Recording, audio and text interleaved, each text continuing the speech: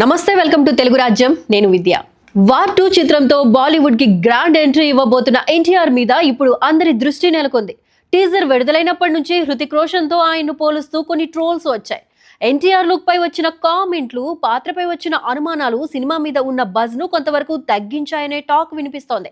అయితే టీజర్ విడుదల అయిన తర్వాత నుంచి విమర్శలు తాత్కాలికమేనని, సినిమా విడుదల సమయానికి పరిస్థితులు మారుతాయని మేకర్స్ నమ్మకం వ్యక్తం చేస్తున్నారు. వార్ 2ను ఈ ఆగస్టులో విడుదల చేయనున్నారు. అప్పటిదాకా రానున్న ట్రైలర్లు, పోస్టర్లతో అంచనాలు మళ్లీ పెరుగుతాయని చిత్ర బృందం ధీమాగా ఉంది.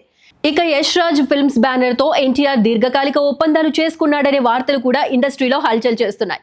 ఈ బ్యానర్ సాధారణంగా ఒకే నటుడితో పలు ప్రాజెక్ట్స్ చేయాలనే దిశగా ముందుకెళ్తోంది. అందుకే వార్ 2 విజయవంతమవుతుందన్న విశ్వాసంతో ముందుగానే ఎన్టీఆర్ తో కొత్త సినిమాకి అగ్రిమెంట్లు చేసుకుని ఉండొచ్చని టాక్ వినిపిస్తోంది. ఇప్పటికే బాలీవుడ్ లో ఓ ప్రముఖ కమర్షియల్ డైరెక్టర్ ఎన్టీఆర్ కోసం స్క్రిప్ట్ రెడీ చేశాడట.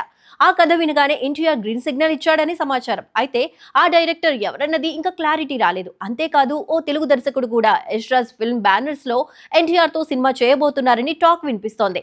ఇది మరో ప్రాజెక్ట్ అయి ఉండే అవకాశం కనిపిస్తోంది. ఈ నేపథ్యంలో ఎన్టీఆర్ మరో హిందీ సినిమాను ఇదే ఏడాదిలో పట్టాలెక్కించబోతున్నట్లు ప్లాన్ చేస్తున్నట్లు సమాచారం. అయితే వార్ 2 ఇంకా విడుదల కాకముందే ఇలా కొత్త ప్రాజెక్టులపై చర్చలు జరగడం కొంతమందికి ఆశ్చర్యంగా మారుతోంది.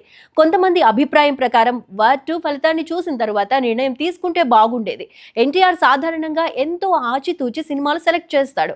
మరి ఫలితం తెలియక ముందే కొత్త స్పై థ్రిల్లర్ కి ఎలా ఓకే చెప్తాడు అనే చర్చ జోరుగా సాగుతోంది. ఇదిలా ఉండగా ఎన్టీఆర్ ప్రస్తుతం ప్రశాంత్ నీల్ దర్శకత్వంలో ఓ భారీ పాన్ ఇండియా మూవీ చేస్తున్నాడు.